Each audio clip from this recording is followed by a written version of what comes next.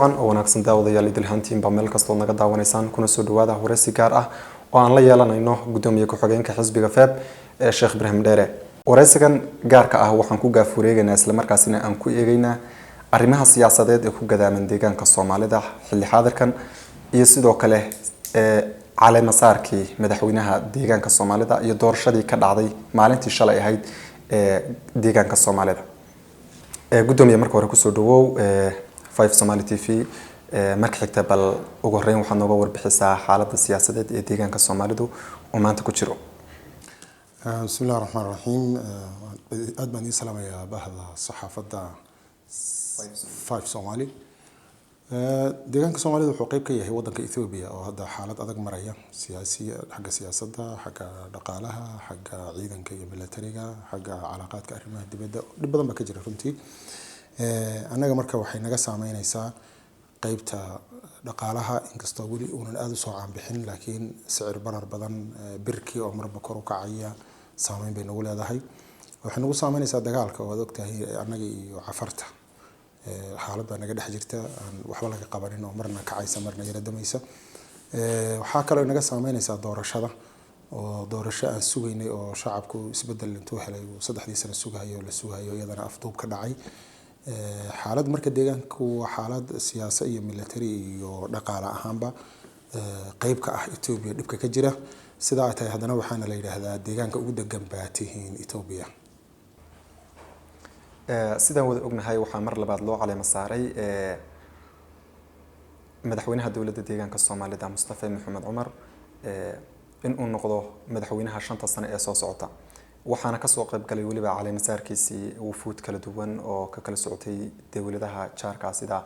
Somaliland iyo waliba deegaanada jaarka sida deegaanka Oromia. marka idinku ka xisbi ahaan sideed u aragtaan arrintaasi caleema saarka iyo waliba sidoo kale in uu soo noqdo mar labaad madaxweynaha deegaanka Soomaalidu. horta waxaan leenahay inna lillahi wa inna ilayhi raaji'uun. اللهم أجرنا في مصيبتنا واخلف لنا خيرا منها. waxaan ka tacsiyeynaa geeridii ku dhacday deegaanka Soomaalida oo ah 5 milyan iyo in ka badan oo dadkii deegaanka Soomaalida deganaa doonistoodii iyo codkoodii in la aasay shalay qabri la geliyay. waan runtii waa ka tacsiyeynaa waxa shalay ka dhacay deegaanka wuxuu ahaa dadkii Soomaaliyeed ee deegaanka deganaa doonistoodii oo la afduubay oo 100% la aasay oo qabri la geliyay. waxaa la yaab ahayd dadka janaasada ka soo qayb galay ilaa 273 xildhibaan iyo marti sharafiyad dibadda looga yeeray yaa ka soo qayb galay. janaasada saan arki jirnay meel la murugaysan yahay oo xusni ka jiro oo dadku ay leeyihiin Ilaahu marxuumka u naxariiso iyo ahaan jirtay. laakiin dadkii shalay ka soo qayb galay hoolka madaxtooyada joogay isku caana shubayay dad aad u faraxsan oo isu hambalyeynaya oo 5 milyan oo qof codkoodii oo duugeen ku faraxsan bay ahaayeen. marka shalay deegaanka waxaa ka dhacday janaaso ama aas qaran oo laakiin aan hore loo arag noociisa oo kale. runtii waxaan yaabaan aad uga xanuunsaday waxaa kamid ah wajiyada ka soo qayb galay madaxweynuhu ka yahay madaxweyne Mustafa 10 sano tagtay waad ogtahay wuxuu ahaa hero xuquuqul insaan dulmiga hay'adaha United Nations ka shaqeyn jiray qaybta xuquuqul insaanku yani xoog saari jiray. wuxuu ahaa victim qof walaalkii la dilay ahalka dadkan kulliina wada walaalo dadka deegaanka ka dhintay ku dhintay oo dhan waa walaalihiis. nin hawsha ka gilgishay oo waliba raggii shafka u dhigay ah buu ahaa. maanta markuu chance ka helay cidina isma lahayn isaga walaalkii bas la dilay isagu 5 milyan oo qof codkood buu duugay oo uu dilay. marka marna ma aanan islahayn inta in la ag qof sameyn karaa isagii dulmi ku dhacay oo victim ahaa marna ma aanan filin. wajiga marka waan ka xanuunsaday madaxweyne Mustafa taariikhdiisii siyaasiga inay ku dhamaato halkaas. waxaa kaloo ka xanuunsaday nin saaxiibkaya runtii aqoon isu ma lihin laakiin qof kasta oo Soomaali ah jecel waa walaal barkhad oo ka yimid Somaliland. runtii Somaliland waxay dhigtay gool dimuqraadiyadeed xorriyadeed oo ka badhicin aanu geeska Afrika dhihmaya Afrika ma xasuusto meel sida sharafta leh doorashadii hadda qabteen Somaliland ay uga dhacday. wajiyadii ugu caansanaabuu marka barkhad ka mid ahaa ee soo baxay ee qof kastaba meesha uu kasoo hambalyeynayay ninkii marka sharaftaas ku yimid ee codka sharafta nadiifta ku yimid inuu maanta isku sawiro 5 milyan inay isku sawiraan niman 5 milyan codkood boobayo aasaya iyadana nasiib darre ahayd si aad kaasi qosliyo waxaan hadda isku aragnay hotelka barkhad hotelkan deganahay uu joogaa waxaan ku iri ma erayga ma haddan ku dhahamay Hargeysan kula sugaa hadda martibaad noo tahay ma ka daaya ma waad dhihi kartaa intan aan ku iri waxaan ku iri adoo sharaftaan ogaa ku yimid in ay isku ka sawiraan rag 8 milyan 5 milyan iyo in ka badan codkoodii boobay waana nasiib darre aan ku iri marka shalay wax meesha ka dhacay annaga xagganaga janaasay noo tahay tacsiibay noo tahay shacabka deegaanka Soomaalida Ethiopia waxaan leenahay sabir iyo iimaan Allah idinka siiyo codkiini laakiin rag shalay ka soo qayb galay rag isu tahniyadeynaya oo isu hambalyeynaya oo dharkii u dambeeyay qaba oo xaflada samaysan haya yaa hayeen dhinaca kale markaad fiiriso waxa ila wadaagaya dareenkan ma aha aniga keligay dad badan oo xataa xisbigooda kamida waad ogsoon tahay xafladan waxa ka maqnaa rag xisbigooda ugu waaweynaa wasiir shide dadka federaalka noo joogayba wax yimid ma jiraan dhihi karaaba ama wax la taaban kara ma imaan wasiir shide wasiirka nagi maaliyadda ah ma imaanin aadan faarax ma imaanin gabadhii wasiiradda noo ahayd ee noo jirtay federaalka ma imaanin doctor Abdul Wasac isna federaalan ma imaanin marka ma ahan dadka tacsiyeynaya shacabka kali ah ee xisbiga meesha ka taliya hogaamintiisa u sareysay waa meesha ka maqnayd marka meesha waxa ka dhacay waxaan isleeyahay waa aas qaran baan anu shalay ku qiimeyn karaa marka sababta ay iimaan waayeen maxay tahay qolyahaas anu de xisbiga kama tirsani oo tafaasiisha hoose ma hayo laakiin waxaan ogahay intuu deegaanka Soomaalidu jiri jiray xaflad madaxweyne lagu caleema saarayo oo dadka madaxda u ah deegaanka Soomaalida ee heer federaal ay ka maqnaan jireen garan maayo taa macnaheedu marka waxa weeye farba ku godan xataa xisbiga dhexdiisa isla shalay maalintii shalay ahayd waxa iyagana la soo dhisay xukuumadii deegaanka Soomaalida waxaan marka waxaana soo dhisay madaxweynaha deegaanka Soomaalida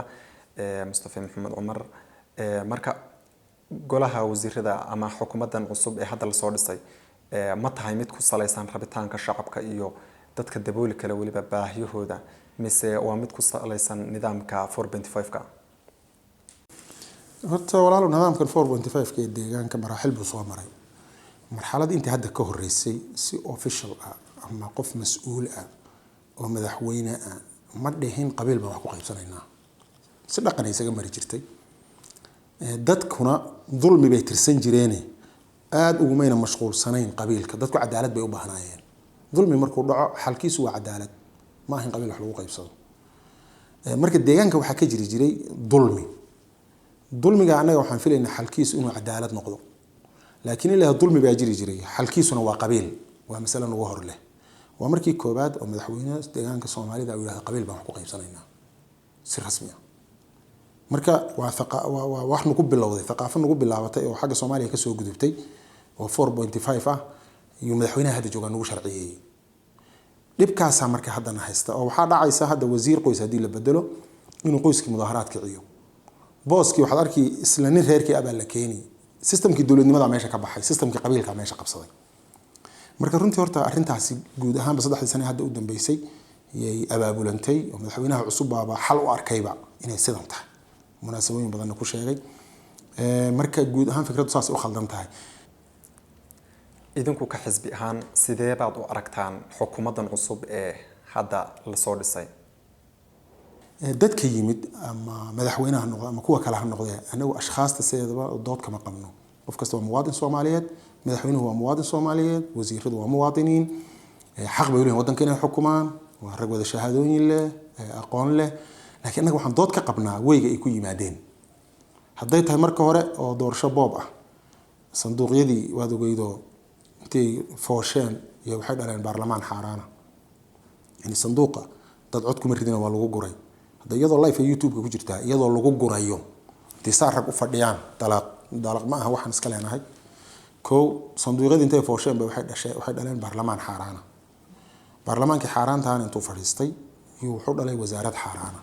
iyo madaxweyne xaaraana idan shakhsiyadda marka wax dooda kama balhinba mustafa xaq buu leeyahay mar haddii la doorto laba la doorto saddex la doorto wasiirada u magacaabay waa mutacalimiin ninkii madaxweynaha yimaadaba ha magacaabe waa rag wada taf ah laakiin weygay ku yimaadeen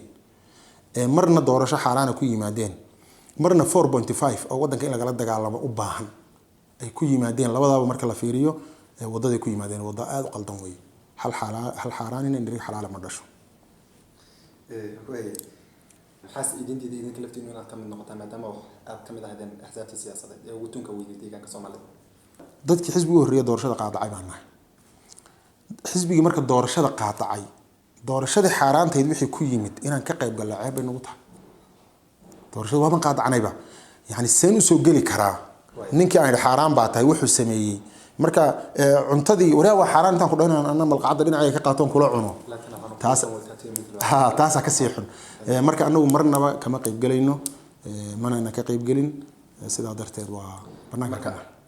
ugu dambeyntii maxaad u dardaarmaysaa xukuumadda iyo sidoo kale shacabka deegaanka Soomaalida iyo axsaabta mucaaradka saddex eray baan dhihi lahaa eray waa axsaabta annaga erayna waa qoladan hadda isku caanashubtay erayna waa shacabka annaga axsaabta go'aanan hore u qaadanay baa sii boorinaya oo ah Ethiopia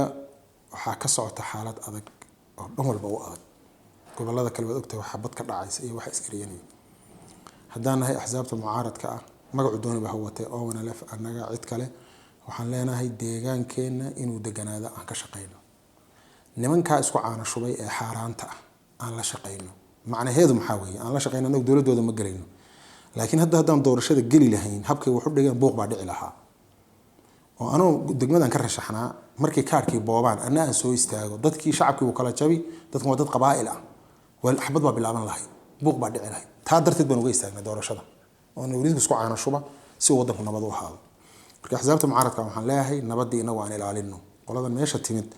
iyagu kamayna shaqeynayna nabad jirto laakiin inagu aan ilaalino oo dawlad ahaan inagoo og in waxoodu uu yahay hal xaaraan in xalaal inayna dhalin aan uga dambayno maamulka yaana ku qabsanin taa waa qodobka axsaabta aan leeyahay qodobka nimankan hadda isku caanashubay iyo madaxweynaha waxaan leeyahay war wixii la idin daayay idinku dhaxdiina buuq ha dhalinina haddaba waa noo muuqataa caanashubka inaad ku kala maqan tihiin oo madaxdiina ka soo wada qayb galin madmadowga dhaxdiina ah maadaama tii dadkii maamulka hayay wuuna dhibayaa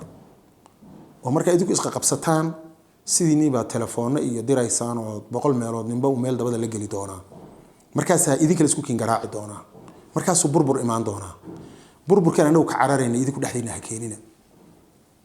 oo wadanka si inta aad xalaasha ka garanaysaan kulli xalaal meedan ku imaanina laakiin wadanka dibkiisa ka ilaaliya oo amnigiisa ilaaliya oo calaaqaadkiisa ilaaliya oo idinku midooba shacabka waxaan leeyahay shacabo boqolkiiba 50 saddexdii sano u dambeysay waxa kor u soo kacay wacyigiina maanta waxaad joogtaan heer aad leedihiin maya waxani waa qalad weligiin ma idaan dhihin doorashadii baan aragnay iyadoo la boobayo waa qalad baan nidhi axsaabta waad nala tiraahdeen maanta oo isku caanashubayaan shacabku wuxuu leeyahay waa qalad wacyigaasi ma jirin waxaan leeyahay wacyiga aan kor u soo qaadno 5 sano soo socotaan wacyiga kobcinno doorashada soo socota cidii isku dayda inay boobto markaas toos baan uga hor istaagi karaa laakiin hadda doorkan wixii kadis idinku ah 30 sano habla idinku soo waday shacabo markan waxaan leeyahay u arka codka oo la boobo inay tahay geelaagi oo la dhacay dadka noo geelanaga yaqaana geela yaqaanaan war shacabo ninkii geelina dhaca uma deysana waa ku qabsataan hadda doorashada soo socota 8 bilood 9 bilood kadib oo doorashada dawladaha hoos oo dhan 93 degmo 6 ismaamul baa la dooran doonaa gudoomiyaasha degmooyinka shacabku waxaan rabaa inay gaadhaan iyaga oo leh wacyi maalinta ay ku dhihi karaan doorasho xor iyo xalaal waxaan aqbali mayno maanta waxaan leeyahay marka shacabka axsaabta mucaaradka nimanka hadda isku caanashubay wax Soomaaliyeed hab qowmiyadeed aan u dhaqanno 5 sano bal si aan uga sarfaaf garowno dhibkan Itoobiya ka socda waxaan ku darayaa shirweyne deegaanka Soomaalida ah oo qurba joogti iyo qaran joogti iyo siyaasiyiintii kala duwanaa dhaqankii dumarkii dhalinyaradii aqoon-yahankii cid walba laga soo qayb galayana aan qabsanno marar badan aanu soo celcelinay laakiin de nimankan isku caanashubay hadda awoodda gacanta ku haya ya hadda ka hor caqabo ku ahaa marka hadda waxaan haday miirsadeen oo ay ogaadeen in maxay ahayd aan cidina meesha ku haysanin waxaan rajaynayaa hadda inay ka hor dhaqaaqaan si shirka ay shacabka iyo ummaddu u qabsato iyaguna ay kasoo qayb galaan intaasaan kusoo gabagabayn lahaa waa mahadsantihi idinkaa mudan shukran waa tahay daawadayaal intaasina waxaan ogahay waraysiga gaarka ah aan la yeelanaynay gudoomiye ku-xigeenka xisbiga feeb sheekh ibraahim dheere intaan barnaamijkan mid lamada ku kulmaynayna waxaan kaga tegaynaa sidaas iyo nabadgelyo nabadiina iyo nooli kulanti